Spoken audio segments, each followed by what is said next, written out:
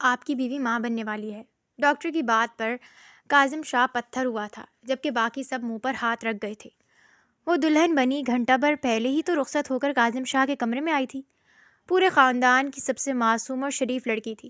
نصیب پھوٹ گئے ہمارے تو، نہ جانے کہاں منہ کالا کیا ہے۔ کاظم اسے اب بھی طلاق دے۔ کاظم شاہ کی ماں اچانک سر پیٹتی بولی۔ کاظم شاہ سرخ آنکھیں لیے غصے سے باہر نکل گیا۔ جب گھنٹوں بعد لوٹا تو کمرے میں قدم رکھتے پتھر ہو گیا۔ اس معصوم کا وجود نیلو نیل سوجھا تھا۔ شاید حویلی کی عورتوں نے بہت مارا تھا۔ وہ سسکتی ہوئی حور کے پاس گھٹنوں کے بل بیٹھا۔ یہ بچہ کس کا ہے؟ لہجے میں آگ سی تپش لیے اچانک اس کا بازو جکڑا کہ وہ بولا۔ حور مسلسل سسکیاں بھر رہی تھی۔ ایک نظر کاظم کو دیکھتے وہ مزید رونے لگی۔ حور، میں پوچھ رہا ہوں کہ یہ بچہ کس کا ہے؟ بتاؤ مجھے، ورنہ میں تمہیں طلاق دے دوں گا۔ وہ کھڑے ہوتے دھاڑا تھا۔ طلاق کا نام سنتے اس کا سسکیاں بھرتا وجود ساکت ہوا۔ وہ بے یقین نظروں سے کاظم کو دیکھ رہی تھی، پھر رینگتے اس کے پاؤں پکڑ لیے۔ کاظم اس کی اس حرکت پر ساکت رہ گیا۔ مجھے طلاق مت دیجیے گا، وہ بے حد مدھم آواز میں بولی۔ کاظم اس کے سامنے دوبارہ بیٹھا۔ تو پھر بتاؤ کہ یہ بچہ کس کا ہے؟ وہ اسے دیکھتے بمشکل اپنے لہجے کو نارمل رکھتے ہوئے بولا۔ میں نہیں جانتی کاظم۔ کیا بکواس ہے یہ حور؟ وہ چیخا تھا۔ اس کا ضبط جواب دے رہا تھا۔ میں سچ کہہ رہی ہوں، میں نہیں جانتی کہ میرے ساتھ یہ سب کس نے کیا۔ وہ روتے ہوئے بولی۔ مجھے بس اتنا یاد ہے کہ ایک ماہ پہلے کوئی میرے کمرے میں زبردستی گھس آیا تھا۔ میں سچ میں نہیں جانتی کاظم۔ میں خود کو بچانے کی کوشش کی تھی لیکن نہیں بچا پائی۔ وہ بار بار اپنے آنسو صاف کر رہی تھی۔ اس کی بات سنتے کاظم خاموش ہوا۔ ادھر دیکھو حور، اور سچ بتاؤ، اگر تم سے گناہ ہوا ہے تو قبول کر لوں میں تمہیں معاف کر دوں گا۔ میں نے کوئی گناہ نہیں کیا، بس اس دن ایک غلطی کی تھی، کمرے کا دروازہ لاک نہ کرنے کی غلطی۔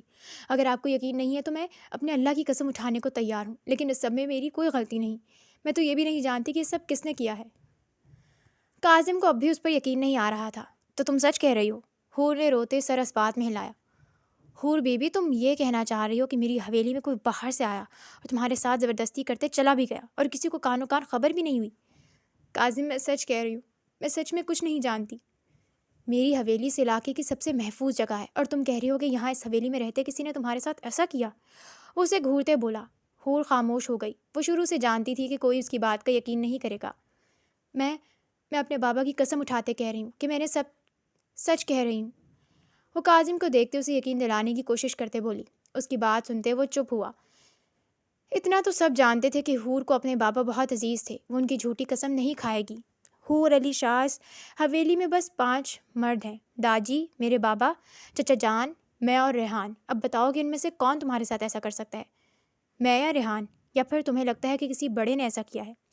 اس کی بات سنتے حور نے سر نفی میں ہلایا۔ تو پھر کون کر سکتا ہے ایسا تمہارے ساتھ، وہ بھی حویلی میں؟ اگر میں نے کیا ہوتا تو کیا میں تم سے شادی کرتا؟ تو پھر پیچھے بچا ہے ریحان، وہ مینٹلی انسٹیبل ہے، وہ ایسا کرے گا؟ میں نہیں جانتی کہ میرے ساتھ یہ سب کس نے کیا۔ کاظم زمین پر بیڈ کے ساتھ ٹیک لگاتے بیٹھا، ایک گھنٹنا فولڈ کرتے اس پر بازو رکھا۔ کب ہوا تمہارے ساتھ یہ سب؟ پچھلے مہینے کی 7 تاریخ کو۔ مطلب کہ اگست کی 7 کو۔ ٹھیک ہے، میں تلاشی شروع کرتا ہوں، لیکن اگر مجھے کوئی ایسا انسان نہ ملا جو 7 اگست کو حویلی آیا تھا تو سزا کی حقدار تم ٹھہرو گی۔ وہ زمین سے اٹھتے بولا۔ اور اگر وہ حویلی میں ہی ہوا تو؟ حور مدھم آواز میں بولی۔ کاظم 2 قدم ہی چلا تھا کہ اس کی آواز سنتے رک گیا۔ کوئی ملازم؟ وہ کاظم کے دیکھنے پر بولی۔ کسی ملازم میں اتنی جرأت نہیں کہ وہ حویلی کی عورت کے بارے میں ایسا سوچے۔ وہ بول کر واش روم میں بند ہو گیا۔ حور دوبارہ رونے لگی۔ پچھلے 1 ماہ میں وہ نہ جانے کتنی بار رو چکی تھی۔ یہ شاہ حویلی تھی، داجی اس علاقے کے سربراہ تھے، سارے فیصلے وہی کیا کرتے تھے۔ ان کے 3 بچے تھے، بڑا بیٹا انور شاہ، جن کا ایک بیٹا تھا کاظم شاہ، دوسری بیٹی تھی جن کی شادی دوسرے گاؤں کے سردار کے بیٹے حمید شاہ سے ہوئی، جس کو کافی عرصہ پہلے اس علاقے سے بے دخل کر دیا گیا تھا۔ اس کا ایک بیٹا تھا ریحان شاہ، جو کچھ عرصہ پہلے ایک حادثے میں سر پر چوٹ لگنے کی وجہ سے ذہنی توازن کھو چکا تھا۔ ریحان اپنے باپ کی بجائے اپنے نانا کے پاس رہا تھا۔ تیسرا بیٹا تھا علی شاہ، جن کی 2 بیٹیاں تھیں، بڑی بیٹی حور علی شاہ جس کی عمر 20 سال تھی، اس سے چھوٹی نور علی شاہ جو 17 سال کی تھی۔ علی شاہ اور ان کی بیگم کی کچھ عرصہ پہلے ڈیتھ ہو گئی تھی۔ ایک رات وہ دونوں اپنے کمرے میں مردہ پائے گئے تھے۔ ڈاکٹرز کے مطابق انہیں ہارٹ اٹیک آیا تھا۔ دونوں بہنوں کے کمرے ایک ساتھ تھے۔ جس رات حور کے ساتھ یہ سب ہوا اس رات کافی طوفان آیا تھا۔ اس طوفان اور اندھیرے میں کوئی جان ہی نہ پایا کہ اس حویلی کی ایک بیٹی کسی کی درندگی کا شکار ہو گئی ہے۔ اس حادثے کے بعد وہ نور کے کمرے میں شفٹ ہو گئی تھی۔ کسی کو بتانے کی ہمت نہیں تھی اس میں، لیکن اب وہ خود سب کی نظروں میں ایک گنہگار بن چکی تھی۔ فجر کی اذان سنتے حور اپنی جگہ سے اٹھی۔ رات روتے ہوئے گزری تھی۔ کاظم تھوڑی دیر پہلے مسجد چلا گیا۔ اپنے بیگ سے کپڑے نکالتے وہ واش روم میں بند ہو گئی۔ کچھ دیر بعد وہ وضو کرتے باہر آئی۔ اسی وقت دروازے پر دستک ہوئی۔ اسے لگا کہ شاید پھر تائی امی اور پھپھو آئی ہوں گی۔ وہ خوفزدہ ہوتے وہیں جم گئی۔ حور آپی، دروازہ کھولو، میں ہوں، نور۔ باہر سے نور کی آواز آئی۔ حور جلدی سے آگے بڑھی اور دروازہ کھولا۔ اسے اندر لاتے اس نے دوبارہ دروازہ لاک کر دیا۔ حور آپی، کیا آپ سچ میں؟ اس کی آنکھیں بھی سوجی ہوئی تھیں، جیسے وہ بھی رات کو روتی رہی ہو۔ حور نے سر اسبات میں ہلایا۔ لیکن کیسے؟ اس کی آنکھوں میں دوبارہ آنسو آ گئے۔ میں نہیں جانتی نور، مجھے کچھ نہیں معلوم۔ اس رات باہر بہت تیز بارش تھی، طوفان آیا تھا اور لائٹ بھی چلی گئی تھی۔ میں ڈر کر جلدی سے بستر میں گھس گئی، دروازہ لاک کرنا یاد ہی نہیں رہا، اور پھر کوئی کمرے میں آیا۔ اتنا کہتے وہ دوبارہ رونے لگی۔ نور نے اسے گلے لگایا۔ وہ دونوں قد میں ایک جتنی ہی تھیں۔ حور آپی، اب کیا ہوگا؟ کیا آپ کو سنسار کر دیا جائے گا؟ کیونکہ حویلی میں کوئی آپ کی بات کا یقین نہیں کرے گا۔ وہ خوفزدہ لہجے میں بولی۔ میں نے کاظم کو سب بتایا ہے۔ اس نے کہا کہ وہ اپنی تلاش شروع کرے گا، اور اگر اسے مجرم نہ ملا تو میں سزا کی حقدار ٹھہروں گی۔ آپی، اگر انہیں مجرم نہ ملا تو پھر جو اللہ کو منظور۔ تم نے نماز پڑھی؟ نہیں، ابھی پڑھنی ہے۔ چلو جاؤ، وضو کرو، پھر ایک ساتھ نماز پڑھتے ہیں۔ جی آپی، وہ بولتے واش روم کی طرف بڑھ گئی۔ نماز پڑھنے کے بعد سب مرد مردان خانے میں اکٹھے ہو گئے۔ یہ وہ کمرہ تھا جہاں جرگہ وغیرہ بلایا جاتا تھا۔ سربراہی کرسی پر داجی بیٹھے تھے، ان کے ساتھ انور صاحب بیٹھے تھے، ان کے ساتھ کامران صاحب بیٹھے تھے۔ کامران انوار کے کزن تھے اور شروع سے ہی حویلی میں رہا کرتے تھے۔ ان کی بیوی بچے کو جنم دیتے فوت ہو گئی تھی، اور بچہ بھی کچھ ہی دن بعد چل بسا۔ اس کے بعد سے انہوں نے کبھی شادی نہیں کی۔ دوسری طرف کاظم بیٹھا تھا۔ کاظم، حور کا کیا معاملہ ہے؟ داجی بولے۔ ان سب کے چہروں پر برہمی تھی۔ کاظم نے انہیں حور کی کہی ہر بات بتا دی۔ ایسا کیسے ہو سکتا ہے؟ ہماری حویلی میں کوئی باہر والا نہیں آ سکتا۔ وہ لڑکی جھوٹ بول رہی ہے۔ انور صاحب بولے۔ بابا، اس نے علی چاچو کی قسم اٹھائی ہے۔ لیکن کاظم، حویلی پر ہر وقت پہرا ہوتا ہے، کوئی کیسے اندر آ سکتا ہے؟ داجی بولے۔ داجی، کوئی ملازم؟ کاظم بولا۔ تم اچھے سے جانتے ہو کہ حویلی کے ملازم مرد ہمارے خاندانی ملازم ہیں، ان کے باپ دادا بھی یہی کام کرتے رہے ہیں، وہ ایسی گھٹیا حرکت نہیں کر سکتے۔ داجی بولے۔ داجی، ہمیں ایک دفعہ پھر حور سے بات کرنی چاہیے۔ کامران صاحب بولے۔ کیا بات چاچو؟ کاظم، اگر حور نے علی کی قسم اٹھائی ہے تو اس کا مطلب ہے کہ وہ جھوٹ نہیں بول رہی، اس لیے ہمیں اس سے تفصیلی بات کرنی ہوگی کہ اگر اسے اپنے مجرم کی کوئی ایک بات یا کوئی نشانی معلوم ہو تو بتائے، تاکہ ہم اس تک پہنچ سکیں۔ اور دوسری بات، داجی، اس معاملے میں کوئی گھر کا ملازم ضرور شامل ہے، ورنہ اندر کی مدد کے بغیر کوئی باہر سے اندر نہیں آ سکتا۔ ان کی بات میں دم تھا۔ ٹھیک ہے، میں پتہ کرواتا ہوں کہ کس نے غداری کی ہے اس حویلی کے ساتھ۔ داجی بولے۔ داجی، ہمیں اس بات کو چھپانا ہوگا، ورنہ جرگے میں حور کو سنسار کرنے کا فیصلہ ہی ہوگا، اور ہم سب یہ جانتے ہیں۔ انور صاحب بولے۔ بابا، اس کے ساتھ زیادتی ہوئی ہے، پھر اسے سنسار کیوں؟ کاظم بولا۔ کیونکہ جرگے والے حور کی قسم پر یقین نہیں کریں گے۔ اگر ہم اس کے مجرم کو نہ ڈھونڈ پائے یا ہمیں کوئی ایسی نشانی نہ ملی جو مجرم کا پتہ دے تو جرگہ حور کو ہی مجرم ٹھہرائے گا۔ مجرم ہونے کی بنا پر اسے سنسار ہی کرنا پڑے گا۔ داجی بولے۔ لیکن یہ سب ٹھیک ہے داجی، میں دوبارہ حور سے بات کرتا ہوں اور جاننے کی کوشش کرتا ہوں کہ اسے کچھ یاد ہو۔ ہم اس مجرم کو ڈھونڈ لیں گے، کاظم بولا۔ کاظم جب کمرے میں آیا تو حور قرآن بند کر رہی تھی۔ وہ آتے اس کے برابر صوفے پر بیٹھا۔ حور گردن موڑے اسے دیکھنے لگی۔ اگر ہمیں تمہارا مجرم نہ ملا تو تم مجرم ٹھہرائی جاؤ گی، اور پھر کیا ہوگا تم جانتی ہو۔ سنسار، وہ زخمی سا مسکراتے ہوئے بولی۔ ہاں، اس لیے اس رات کے بارے میں اگر تمہیں اس انسان کے بارے میں کچھ بھی یاد ہے تو بتاؤ، کوئی ایک نشانی، کوئی ایسی بات جو ہمیں مجرم تک لے جائے۔ کمرے میں مکمل اندھیرا تھا کاظم۔ وہ نظریں جھکائے قرآن پاک کو دیکھتے بولی۔ اس کی بات سنتے کاظم نے گہری سانس لی۔ ٹھیک ہے، میں دیکھتا ہوں کہ اگر کوئی سراغ ملے تو۔ وہ بولتے اٹھ گیا۔ اللہ مدد کرنے والا ہے، وہ نم آنکھوں سے بڑبڑائی۔ نظریں اب بھی قرآن پر ہی تھیں۔ ناشتے کی ٹیبل پر سب موجود تھے سوائے ریحان کے۔ وہ اپنے کمرے میں ہی رہتا تھا۔ حویلی کے دوسرے پورشن کا سب سے آخری کمرہ ریحان کا تھا۔ وہ سارا دن وہیں رہتا تھا۔ حور کو وہاں دیکھتے راشدہ بیگم، کاظم کی ماں، دوبارہ غصے میں آ گئی۔ کاظم، یہ لڑکی یہاں کیا کر رہی ہے؟ اسے تو سنسار کر دینا چاہیے۔ یہ ابھی تک اس حویلی میں کیا کر رہی ہے؟ ماں، حور کے ساتھ زیادتی ہوئی ہے، وہ مجرم نہیں ہے، بلکہ مجرم کوئی اور ہے اور میں اسے ڈھونڈنے کی کوشش کروں گا۔ تب تک اس معاملے کی خبر حویلی سے باہر نہیں جانی چاہیے۔ کاظم، تم اس لڑکی کی بات کا یقین کر رہے ہو؟ اس کی پھپھو بولی۔ جی پھپھو، کیونکہ یہ میرے نکاح میں ہے، لیکن اس کی کوکھ میں کسی اور کا بچہ ہے، راشدہ بیگم پھنکاری۔ ماں، میں اس معاملے کی جانچ کر رہا ہوں، آپ پریشان نہ ہوں۔ جب تک یہ ثابت نہیں ہو جاتا کہ حور مجرم ہے، تب تک آپ سب اسے اس حویلی کی بڑی بہو کی طرح رکھیں گے، اور جو آپ دونوں نے کل اس پر ہاتھ اٹھایا ہے اس کے لیے آپ داجی کو جواب ضرور دیں گی۔ کاظم آخر میں دونوں کو دیکھتے بولا۔ وہ دونوں حور کو گھورتے بیٹھ گئیں۔ اسی وقت کسی کا سیڑھیوں پر پڑتا ہیولا غائب ہو گیا۔ ایک دن مزید گزر گیا۔ اگلے دن نہ جانے کیسے پورے علاقے میں خبر پھیلائی گئی کہ حویلی کی بڑی بیٹی نے کسی کے ساتھ منہ کالا کیا ہے۔ جس کا ڈر تھا وہی ہوا۔ گاؤں کے بڑے بزرگ جرگے میں اکٹھے ہو گئے۔ ابھی تک مجرم کا کوئی سراغ نہ ملا تھا۔ بچی کے ساتھ زیادتی ہوئی ہے بزرگوں، اس بچی کی اس میں کوئی غلطی نہیں ہے۔ کامران صاحب بولے۔ آپ یہ بات کیسے کہہ سکتے ہیں؟ ایک بزرگ بولے۔ کیونکہ اس بچی نے اپنے مرے ہوئے باپ کی قسم اٹھائی ہے، انور صاحب بولے۔ داجی خاموش تھے۔ کاظم ان کے ساتھ کھڑا تھا۔ وہ دونوں جانتے تھے کہ کیا فیصلہ ہونے والا ہے، بلکہ حویلی کا ہر فرد جانتا تھا کہ کیا فیصلہ ہوگا۔ انور صاحب، ہم کسی قسم کی قسم پر یقین نہیں رکھتے۔ وہ خود کو بچانے کے لیے جھوٹی قسم بھی اٹھا سکتی ہے۔ وہی بزرگ بولے۔ کیا آپ کے پاس کوئی ایسا ثبوت ہے جس سے ثابت ہو سکے کہ وہ بچی بے گناہ ہے اور وہ سچ کہہ رہی ہے؟ ایک دوسرے بزرگ بولے۔ ابھی تک ہمارے پاس ایسا کوئی ثبوت نہیں ہے، انور صاحب بولے۔ تو پھر آج ہی فیصلہ کیا جائے، وہ پہلے والے بزرگ بولے۔ آپ میں سے کتنے بزرگ ہیں جو چاہتے ہیں کہ بچی کو سنسار کر دیا جائے؟ داجی کڑک آواز میں بولے۔ چند ایک کے سوا باقی سب نے ہاتھ اٹھائے۔ فیصلہ ہو چکا تھا۔ عصر کے بعد اسے حویلی کے باہر کھلے میدان میں سنسار کیا جانا طے پایا تھا۔ حویلی میں نور مسلسل حور کے ساتھ لگے روئے جا رہی تھی۔ نور، میری قسمت میں یہی تھا، وہ اسے چپ کروانے کی کوشش کرتے بولی۔ نہیں آپی، یہ زیادتی ہے۔ جرگے کا یہی فیصلہ ہے۔ غلط ہے یہ فیصلہ۔ جس نے آپ کے ساتھ یہ سب کیا ہے وہ کیوں گناہگار نہیں ہے؟ اسے کیوں سزا نہیں دی جا رہی؟ نور، یہ مردوں کا معاشرہ ہے، یہاں عورت کو سزا دینا مردانگی سمجھا جاتا ہے۔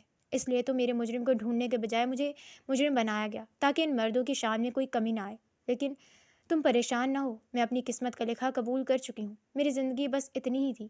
آپی، وہ بولتے دوبارہ اس کے ساتھ لگ گئی۔ حور خود کو بمشکل رونے سے باز رکھے ہوئے تھی۔ وہ تو نور کے سر پر ہاتھ پھیرنے لگی۔ نور، وہ جو کوئی بھی ہے اس حویلی میں ہی ہے، شاید اس آخری کمرے میں، یہ میرا دل کہتا ہے، وہ بڑبڑائی۔ نور اس کی بات سنتے پیچھے ہوتے اسے دیکھنے لگی۔ آپی، ریحان آدھا پاگل ہے۔ آدھا پاگل نہیں ہے، پورا نہیں۔ اور مجھے آج صبح اس کمرے سے کچھ ملا تھا۔ میں کاظم سے بات کرنے کے بعد دوبارہ اپنے کمرے میں گئی تھی اور مجھے بیڈ کے پاس یہ ملا تھا۔ اس نے بولتے ہاتھ سامنے کیا۔ اس کے ہاتھ پر ایک سٹار تھا جو غالباً اسٹیکر تھا، جو شاید جوتوں کے ساتھ لگا ہوا تھا اور اس کمرے میں رہ گیا تھا۔ اگر وہ ریحان نہیں ہے تو وہ جو کوئی بھی تھا اس کمرے سے منسلک ہے۔ وہ یقیناً پہلے ریحان کے کمرے میں تھا، پھر میرے کمرے میں آیا۔ آپی، آپ یہ کاظم بھائی کو دیں۔ اب دیر ہو چکی ہے نور، اب کچھ بھی ہو جائے فیصلہ نہیں بدلے گا، اس لیے تم احتیاط کرنا، خاص کر ریحان سے۔ لیکن آپی، اسی وقت دروازہ کھٹکا۔ حور باجی، عصر کا وقت ہو گیا ہے۔ باہر سے ایک ملازمہ کی آواز آئی۔ نور دوبارہ اس سے چپک گئی۔ دیکھو نور، جان سب کی جانی ہے، اس دنیا میں ایسا کوئی نہیں جو پیدا ہوا اور مرا نہ ہو، اس لیے تم یہی سمجھ لو کہ میری موت آج ہی لکھی ہے۔ نہیں آپی، آپ کی موت نہیں، آپ کا قتل، میں یہ نہیں ہونے دوں گی، وہ بولتے اٹھی۔ کوئی تمہارا یقین نہیں کرے گا نور، اس حویلی میں کوئی تمہارا یا میرا یقین نہیں کرے گا، وہ کھڑے ہوتے بولی۔ اس کی آنکھیں نم ہو گئیں، ضبط جواب دیتا جا رہا تھا۔ کاظم بھائی میرا یقین کریں گے؟ نہیں کریں گے، میں نے اپنے مرے باپ کی قسم اٹھائی تھی، لیکن اس نے تب بھی میرا یقین نہیں کیا تھا۔ یقین آنکھوں میں جھلکتا ہے نور، اس کی آنکھوں میں ہر وقت شک تھا۔ تو داجی یا پھر کامران چاچو؟ اسے ایک سٹیکر سے تم کچھ ثابت نہیں کر پاؤ گی، اور داجی بھی جرگے کے خلاف نہیں جائیں گے۔ اسی وقت دروازہ دوبارہ کھٹکھٹایا گیا۔ حور، میں ہوں، کاظم۔ باہر سے کاظم کی آواز آئی۔ ابھی اذان نہیں ہوئی تھی، اسے سنسار کرنے کے بعد نماز پڑھی جانی تھی۔ حور نے آگے بڑھتے دروازہ کھولا۔ کاظم بھائی، حور آپ ہی بے قصور ہے، مجرم کوئی اور ہے۔ نور روتے اس کے قریب آئی۔ نور، ہمیں جرگے کا فیصلہ ماننا ہوگا، اب ہم کچھ نہیں کر سکتے، اور رہی بات مجرم کی تو اس کا کوئی سراغ نہیں ملا ہمیں۔ سراغ؟ اگر میں آپ کو کوئی سراغ ڈھونڈ دوں تو کیا یہ سزا رک سکتی ہے؟ نہیں، کیونکہ یہ سب اب بے فائدہ ہے نور، ہم سب جانتے ہیں کہ جرگے کے فیصلے بدلا نہیں کرتے۔ چلے کاظم شاہ، حور مضبوط لہجے میں بولی۔ راہداری سے گزرتے حور کی نظر سامنے اٹھی جہاں آخری کمرے کا دروازہ اس وقت کھلا تھا اور ریحان سر نکالے باہر دیکھ رہا تھا۔ حور کے دیکھنے پر وہ فوراً اندر بھاگ گیا۔ وہ انسانوں سے بھی ڈرتا تھا۔ وہ سب میدان میں آ گئے۔ ایک طرف درخت تھا جس کے ساتھ اسے باندھ کر سنسار کیا جانا تھا۔ حویلی کی عورتیں ایک طرف کھڑی تھیں اور باقی لوگ دوسری طرف کھڑے تھے۔ حور کو باندھنے کا کام کاظم کا تھا اور پہلا پتھر مارنے کا بھی۔ اسے باندھنے کے بعد وہ سب لوگوں کے ساتھ کھڑا ہو گیا۔ ان سب کے ہاتھ میں چھوٹے بڑے پتھر تھے۔ کاظم کے ہاتھ میں ایک بڑا پتھر تھا جو جرگے کی طرف سے اسے دیا گیا تھا۔ حور اس کی آنکھوں میں دیکھ رہی تھی۔ کلمہ پڑھ لو حور، کاظم بولا۔ اس کی آنکھیں سرخ پڑنے لگی تھیں۔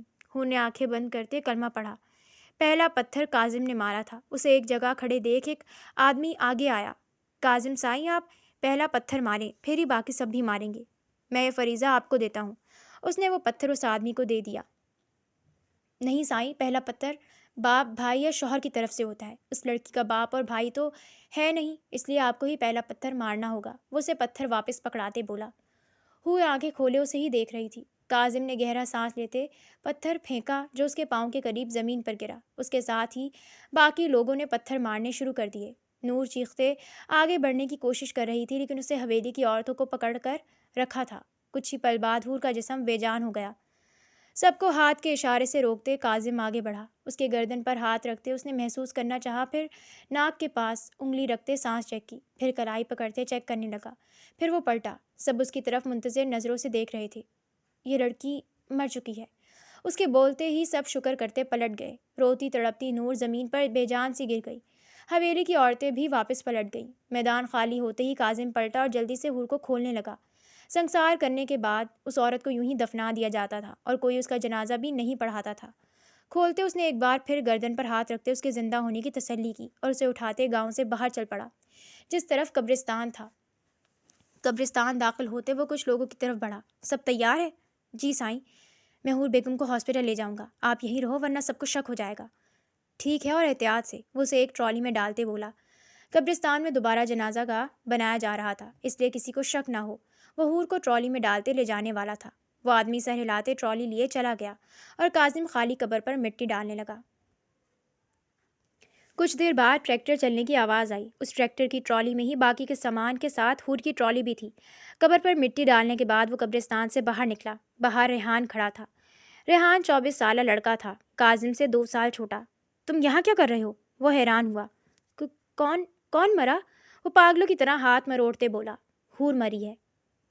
کون سی قبر؟ وہی تازی قبر۔ وہ ایک طرف دیکھتے بولا۔ کیوں مری؟ جرگے کا فیصلہ تھا۔ وہ اس کے کندھے پر ہاتھ رکھتے بولا اور پلٹ گیا۔ کچھ دن یوں ہی گزرتے گئے۔ ماما آج اپنی ماں کے بجائے نور کو کمرے میں آتے دیکھ ڈرتے بولا۔ ریحان ڈرو نہیں، آپ تو اچھے بچے ہو نا۔ آپ کی ماما کی کچھ طبیعت ٹھیک نہیں تھی اس لیے مجھے کھانا لانا پڑا۔ کیا ہوا انہیں؟ وہ دیوار کے ساتھ نیچے بیٹھتے بولا۔ وہ ڈر رہا تھا۔ آپ ہی کے ساتھ یہ سب کرنے والا ریحان نہیں ہو سکتا، وہ دل میں بولی۔ نور آرام سے چلتے اس سے کچھ فاصلے پر بیٹھی۔ آج صبح پھپھو کو چکر آ رہے تھے اور ابھی انہیں بخار ہو رہا ہے، لیکن میں نے انہیں دوا دے دی ہے، وہ شام تک ٹھیک ہو جائیں گے، پھر شام کا کھانا وہیں لائیں گے۔ ابھی آپ یہ کھانا کھا لو۔ مجھے نہیں کھانا، وہ سر گھٹنوں میں دیتے بولا۔ ریحان پھپھو پریشان ہوں گی نا، وہ پہلے ہی بیمار ہیں اور اگر آپ بھی کھانا نہیں کھاؤ گے تو وہ مزید پریشان ہوں گی۔ مجھے بھوک نہیں ہے، وہ سر نفی میں ہلاتے بولا۔ تھوڑا سا کھا لو ورنہ تائی جان مجھے ڈانٹے گی کہ میں ایک کام بھی نہیں کر پائی، اس لیے پلیز تھوڑا سا کھا لو، وہ اسے منانے کی کوشش کرتے بولی۔ میں یہ کھانا یہاں رکھ رہی ہوں، جلدی سے ختم کرو، پھر میں نے دوا بھی دینی ہے آپ کو۔ وہ بولتے اٹھ گئی اور کمرے میں رکھے بیٹھ گئی۔ ہفتے میں ایک آدھ بار اس کمرے کی صفائی ہو جاتی تھی۔ کمرے کے درمیان میں ایک بیڈ رکھا تھا، ایک طرف الماری تھی اور ایک کاؤچ تھا بیٹھنے کو۔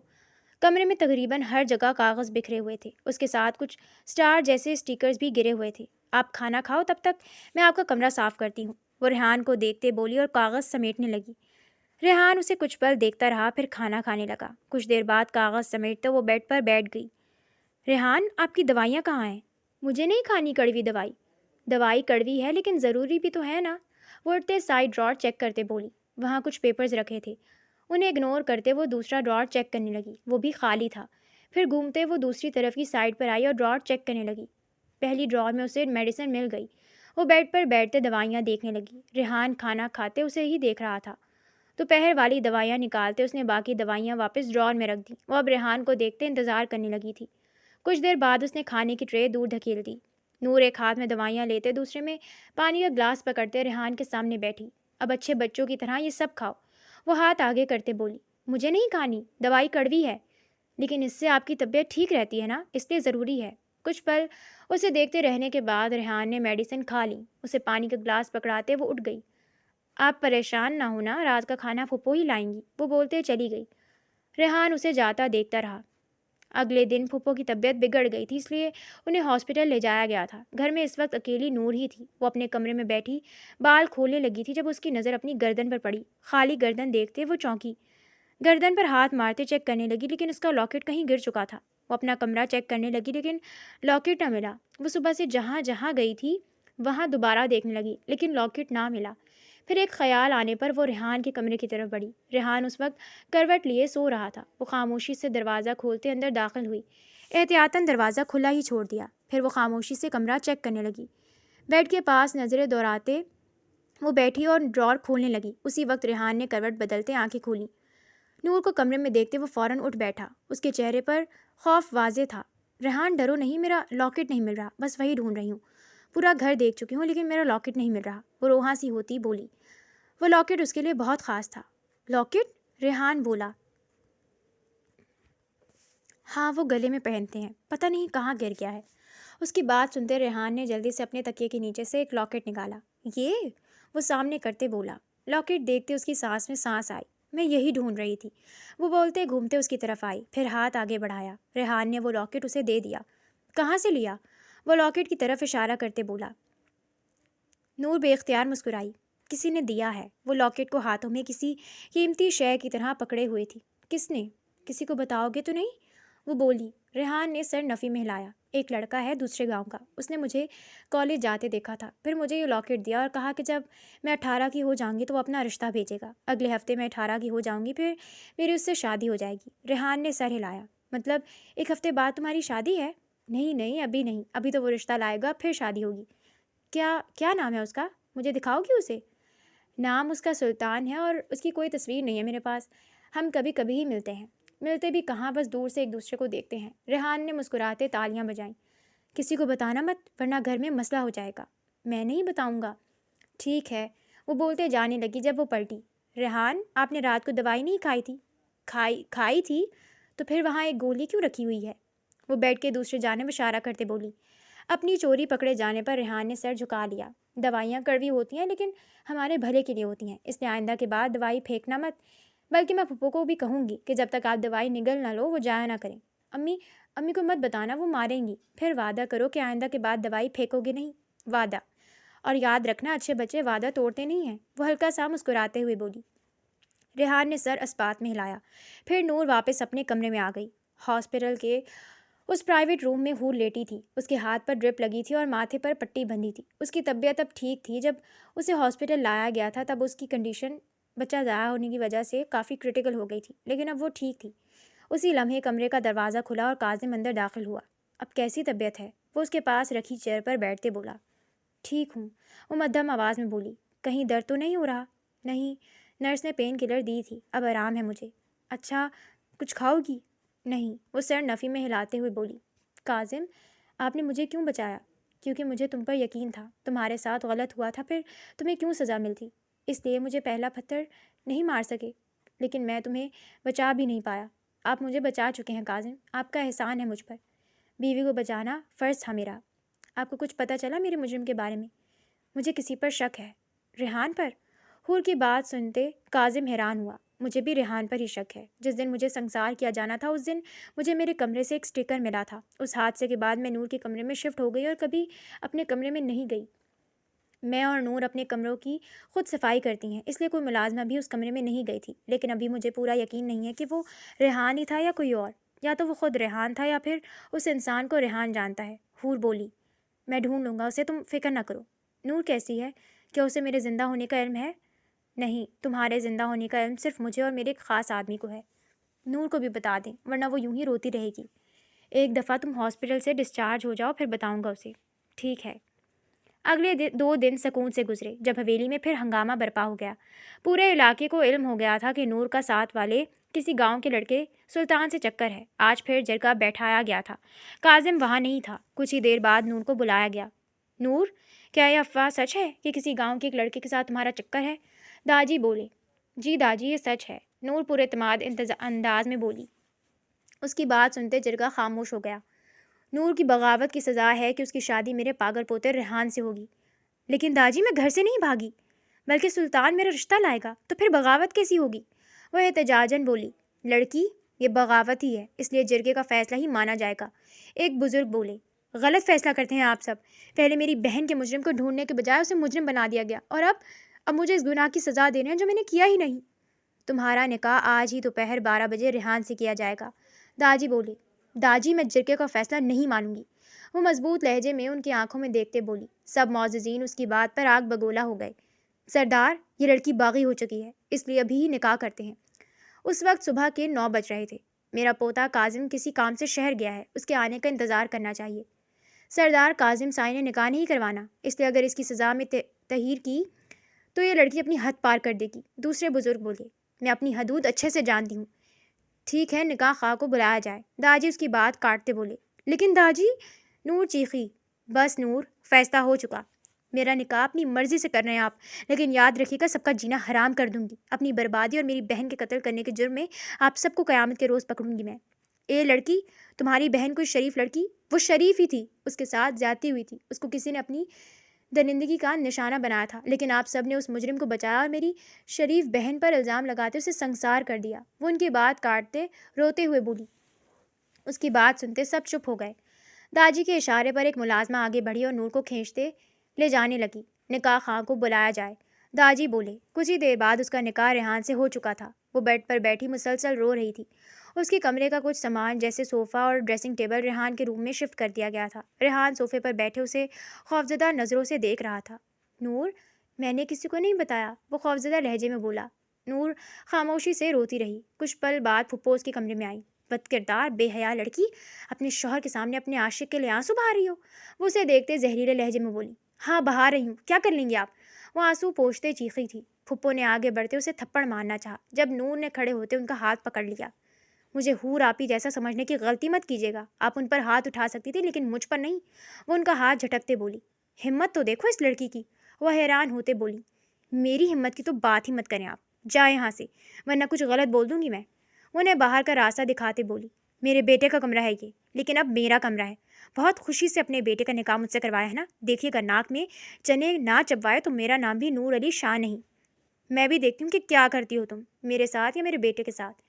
ریحان جیسے انسان کو میں کچھ کیوں ہی کہوں گی، لیکن باقی حویلی کا کوئی فرد نہیں بچے گا۔ یاد رکھیے گا، میرے ساتھ زیادتی کی ہے آپ لوگوں نے، بھگتنا تو پڑے گا۔ دیکھتے ہیں کیا کرتی ہو تم۔ وہ بولتے باہر چلی گئی۔ نور واپس بیٹھ گئی۔ تم کیا کرو گی نور؟ ریحان اسے دیکھتے خوفزدہ نظروں سے دیکھتے بولا۔ پتہ نہیں ریحان، لیکن انہیں سکون سے نہیں رہنے دوں گی۔ اس کے آنسو اب تک رک چکے تھے، وہ اب غصے سے کچھ سوچ رہی تھی۔ تمہیں اپنے کمرے میں جانا ہے تو چلی جاؤ، مجھے کوئی مسئلہ نہیں ہے۔ میرا سارا سامان یہ لوگ اس کمرے میں منتقل کر چکے ہیں، اور اگر میں اس کمرے سے گئی تب بھی واپس یہیں آنا پڑے گا۔ تم نے سلطان کو بتایا؟ نہیں، کیونکہ ہماری بات ہی نہیں ہوتی نا، اس لیے۔ لیکن اس تک بھی یہ خبر پہنچ ہی گئی ہوگی۔ پہلے تو مجھے یہ جاننا ہے کہ یہ خبر پھیلائی کس نے؟ وہ ریحان کو دیکھتے بولی۔ میں نے کسی کو نہیں بتایا، سچ میں۔ وہ دونوں ہاتھ نفی میں ہلاتے بولا۔ میں جانتی ہوں کہ تم نے کسی کو نہیں بتایا ہوگا۔ اگر تم بتاتے تو سب سے پہلے حویلی میں یہ بات پھیلتی، جبکہ پہلے علاقے والوں کو علم ہوا، اس کا مطلب کہ یہ بات باہر سے پھیلی ہے۔ ریحان نے سر اس بات میں ہلایا۔ اسی وقت راشدہ بیگم کمرے میں داخل ہوئی۔ نور، آج سے حویلی کی کچن تمہارے حوالے ہے، اس لیے اٹھو اور سب کے لیے کھانا بناؤ، یہی تمہاری سزا ہے۔ راشدہ بیگم اسے گھورتے بولی۔ تو آپ مجھ سے کام کروائیں گی؟ وہ انہیں دیکھتے طنزیہ بولی۔ ہاں، تو پھر کروا کر دکھائیں، میں کسی کام کو ہاتھ نہیں لگاؤں گی۔ تو پھر تمہیں کھانا نہیں ملے گا۔ جو کھانا ریحان کے لیے آتا ہے میں وہ کھا لیا کروں گی، اب پھپھو اپنے بیٹے کو تھوڑی مرنے دیں گی، تو اسے بھی کھانا مل جایا کرے گا۔ وہ انہیں دیکھتے بولی۔ راشدہ بیگم نے مٹھیاں بھیجی۔ نور بی بی، تمہاری شادی سزا کے طور پر ہوئی ہے، اس لیے زیادہ خوش فہم ہونے کی ضرورت نہیں ہے۔ جانتی ہوں، اچھے سے جانتی ہوں، خوش فہم میں تب ہوتی جب میری شادی سلطان سے ہوتی، لیکن اب مجھے کسی قسم کی کوئی خوش فہمی نہیں ہے۔ وہ کہتے بیڈ پر لیٹ گئی، جیسے کہنا چاہ رہی ہو کہ مجھ سے کام کروا کر دکھائیں۔ راشدہ بیگم اسے گھورتے کمرے سے چلی گئیں۔ مردان خانے میں اس وقت گھر کے مرد ہی موجود تھے۔ کاظم غصے سے بھرا بیٹھا تھا۔ آپ نے میرا انتظار کیوں نہیں کیا داجی؟ اور نور نے کوئی بغاوت نہیں کی تھی، پھر اس کا نکاح کیوں کروایا ریحان سے؟ وہ کسی دوسرے گاؤں کے لڑکے کو پسند کرتی تھی، تو داجی وہ گھر سے تو نہیں بھاگی تھی نا، بلکہ خاموشی سے انتظار کر رہی تھی اس کا کہ وہ عزت سے رشتہ بھیجے گا۔ کاظم، یہ جرگے کا فیصلہ ہے، داجی یہ کیسا انصاف تھا؟ نور نے کبھی اس سے بات نہیں کی، وہ کبھی اس سے ملی نہیں، پھر بھی کاظم، جو ہونا تھا وہ ہو چکا، اب ختم کرو اس بحث کو، انور صاحب بولے۔ کاظم غصے سے وہاں سے چلا گیا۔ دن تیزی سے گزرنے لگے۔ پہلے پہل تو ریحان نور ریحان کے ساتھ کمرے میں ہی کھانا کھاتی تھی، پھر وہ نیچے ڈائننگ ٹیبل پر کھانا کھانے لگی۔ حور کو ہاسپٹل سے ڈسچارج کر دیا گیا تھا 2 دن پہلے ہی۔ کاظم نے شہر میں ہی ایک اپارٹمنٹ کے لے لیا تھا۔ ماڈرن طرز پر بنا یہ اپارٹمنٹ 2 بندوں کے لحاظ سے کافی کھلا تھا۔ کاظم لاؤنج میں بیٹھا ہوا تھا۔ حور ٹرے میں 2 پلیٹیں رکھے اس کے برابر بیٹھی۔ اس نے پاستا بنایا تھا۔ کاظم مسکرایا۔ نور کیسی ہے؟ اسے بھی جرگے کا علم ہو چکا تھا۔ تب سے وہ خوفزدہ تھی۔ وہ ٹھیک ہے۔ ریحان نے ابھی تک اسے کوئی نقصان نہیں پہنچایا، لیکن کب تک؟ وہ کبھی نہ کبھی تو اسے نقصان پہنچائے گا۔ کیا آپ کو کوئی ثبوت نہیں ملا؟ ہاں ملا تو ہے۔ بیڈ پر سے DNA کے سیمپلز لیے تھے۔ جیسے ہی رپورٹس آتی ہیں سب سچ کھل جائے گا۔ ٹھیک۔ وہ پلیٹ اسے پکڑاتے بولی۔ ایک دفعہ مجھے تمہارے مجرم کا کنفرم علم ہو جائے پھر تمہیں واپس حویلی لے جاؤں گا، لیکن تب تک ہمیں سب سے چھپانا ہوگا کہ تم زندہ ہو۔ ٹھیک ہے، میں بس نور کے لیے پریشان ہوں۔ پریشان ہونے سے مسئلے کا حل نہیں نکلتا، اس لیے دعا کرو کہ وہ ٹھیک رہے۔ میری اب ہر وقت یہی دعا کرتی ہوں کاظم کہ وہ ٹھیک رہے، ریحان اسے کوئی نقصان نہ پہنچا پائے۔ ایسا ہی ہوگا، تم تسلی رکھو، بس 1-2 دن تک رپورٹس آ جائیں گی۔ ٹھیک ہے۔ 25 دن بعد نور کھانا لیے کمرے میں داخل ہوئی۔ کچھ دنوں سے ریحان میں تبدیلی آ رہی تھی، ایک انجانی سی تبدیلی۔ ریحان، کھانا کھا لیں۔ اس کی آواز سنتے ریحان بری طرح چونکا۔ کیا بات ہے ریحان؟ ہمارے نکاح کو 1 ماہ ہونے والا ہے، لیکن آپ اب بھی مجھ سے ڈرتے ہیں؟ ریحان کچھ نہ بولا، وہ کافی کمزور لگ رہا تھا۔ نور اس کے ساتھ زمین پر بیٹھتے اسے اپنے ہاتھ سے کھانا کھلانے لگی۔ سارا کھانا کھلانے کے بعد اس نے پانی کا پورا گلاس اسے پلایا۔ گڈ بوائے، میڈیسن سے آپ جلد ٹھیک ہو جائیں گے، اس کے چہرے پر ہاتھ رکھتے بولی۔ کھانا کھا لیا ریحان نے؟ ہاں جی۔ ٹھیک ہے۔ پھپھو ریحان کی حالت دیکھتے افسردہ تھی۔ پھپھو، ہمیں انہیں ڈاکٹر کو دکھانا چاہیے۔ ڈاکٹر نے پھر وہی کہنا ہے جو پہلے کہتا ہے، لیکن اب ریحان کی حالت ٹھیک نہیں رہتی۔ جانتی ہوں، شاید تم ٹھیک کہہ رہی ہو، میں کل اسے ڈاکٹر کو دکھاتی ہوں۔ پھپھو، ہمیں اپنا ڈاکٹر بدلنا چاہیے، کیونکہ اس ڈاکٹر سے اسے شفا نہیں ملی۔ ہو سکتا ہے کہ ریحان کے لیے شفا کسی دوسرے ڈاکٹر کے ہاتھ میں رکھی گئی ہو۔ ٹھیک ہے، میں دیکھتی ہوں کوئی نیا ڈاکٹر۔ نور ٹرے اٹھاتے باہر چلی گئی۔ کچن میں داخل ہوتے اسے کاظم کی کال آنے لگی۔ السلام علیکم بھائی، کیسے ہیں آپ؟ وہ کال پک کرتے بولی۔ اسے کچھ دن پہلے موبائل کاظم نے لا کر دیا تھا کہ وہ حور سے بات کر لیا کرے۔ اچھا ٹھیک ہے، وہ کاظم کی بات سنتے بولی، پھر اللہ حافظ کہتے پلٹ گئی اور اپنے کمرے کی طرف بڑھ گئی۔ ریحان بیڈ پر بیٹھا تھا۔ اسے دروازہ بند کرتا دیکھ وہ فوراً اٹھا اور نور کو گردن سے دبوچتے دروازے کے ساتھ لگایا۔ تم نے کھانے میں کچھ ملایا تھا نا؟ بالکل ایک عام انسان کی طرح بول رہا تھا، ایسے جیسے وہ کبھی پاگل تھا ہی نہیں۔ میں نے کیا ملانا تھا ریحان؟ چھوڑے مجھے۔ وہ بائیں ہاتھ سے اس کے ہاتھ کو ہٹانے کی کوشش کرتے بولی۔ میں پاگل نہیں ہوں، سمجھی؟ کیا ہو گیا ہے آپ کو ریحان؟ پورا گاؤں جانتا ہے کہ آپ پاگل ہیں۔ میں پاگل کبھی ہوا ہی نہیں تھا، لیکن اب لگ رہا ہے کہ میں پاگل ہو رہا ہوں۔ اس کی بات سنتے نور سرخ چہرے کے ساتھ ہنسی اور دائیں ہاتھ کو دوپٹے سے نکالتے انجیکشن اس کی گردن میں لگاتے بولی، میں بھی شروع سے جانتی تھی کہ آپ پاگل نہیں ہیں، کیونکہ کوئی پاگل کسی لڑکی کا ریپ نہیں کر سکتا۔ انجیکشن لگتے ہی ریحان بے سود ہوتے پیچھے جا گرا۔ نور اس کے پاس بیٹھی۔ میں شروع سے جانتی تھی کہ آپ ہی کے ساتھ وہ سب کرنے والے آپ ہیں۔ جس دن آپ ہی کا نکاح ہوا تھا مجھے اسے دن علم ہو گیا تھا کہ آپ ہی کا مجرم کون ہے۔ اور ایک مزے کی بات بتاؤں کہ سلطان نامی کوئی لڑکا تھا ہی نہیں شروع سے۔ میں نے جان بوجھ کر تمہارے سامنے یہ بات کی کہ تم یہ بات علاقے میں پھیلا دو، اور میں نے ہی داجی کو کہا تھا کہ جرگے کا فیصلہ ہمارا نکاح ہوگا، اور دیکھو ویسے ہی ہوا۔ پچھلے 1 مہینے سے میں تمہارے کھانے میں کچھ ملا رہی تھی، اور دیکھو آج اس کا رزلٹ بھی مل گیا، لیکن اس سب سے تم کچھ ثابت نہیں کر پاؤ گے۔ کوئی تمہارا یقین نہیں کرے گا، کیونکہ سب جانتے ہیں کہ میں پاگل ہوں۔ ابھی کچھ دیر میں پولیس آئے گی اور آ کر تمہیں گرفتار کرے گی، تمہارا میڈیکل ہوگا اور تمہاری رپورٹس بالکل کلیئر ہوں گی، پھر تمہیں ایک لڑکی کا ریپ اور 2 لوگوں کی جان لینے کے جرم میں عمر قید ہو جائے گی۔ ریحان کی آنکھیں پھیلیں، اس کا جسم سن پڑ رہا تھا، لیکن دماغ صحیح کام کر رہا تھا۔ تمہیں کیا لگتا ہے کہ جب ہمیں 25 دن پہلے علم ہوا تھا کہ آپ ہی کے مجرم تم ہو تو ہم اتنے خاموش کیوں رہے؟ کیونکہ ہمیں شک گزرا تھا کہ میرے ماں باپ اور بابا کی موت بھی طبعی نہیں تھی، اور آج ہمیں وہ انسان بھی مل گیا جس نے میرے ماں باپ کو وہ انجیکشن دیا تھا اور جس نے تمہیں سلو پوائزن لا کر دیا تھا۔ اس کی بات سنتے ریحان کی سانس اٹکی۔ ریحان صاحب، قتل وہ چیز ہے جس کا سراغ سالوں بعد بھی ہی صحیح لیکن مل ضرور جاتا ہے۔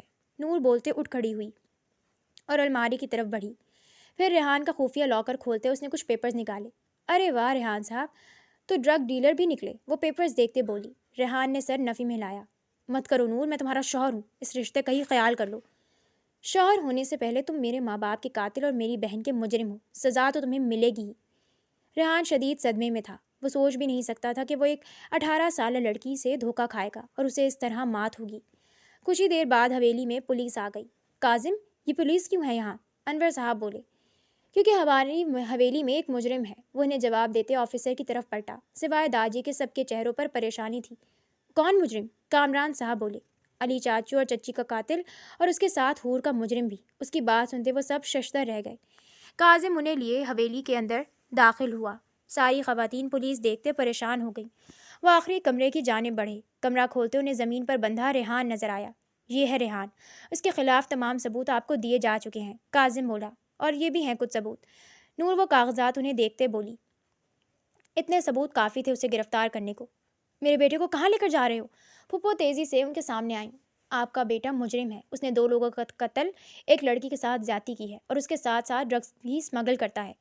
मेरा बेटा ऐसा नहीं कर सकता। वो दिमागी तौर पर ठीक नहीं है। फिर वो ऐसा कैसे कर सकता है? वो रोते हुए बोली। अम्मी, मैंने ही किया था ये सब कुछ। मामूर मुमानी को मैंने ही मारा था। हूर के साथ गलत भी मैंने ही किया था।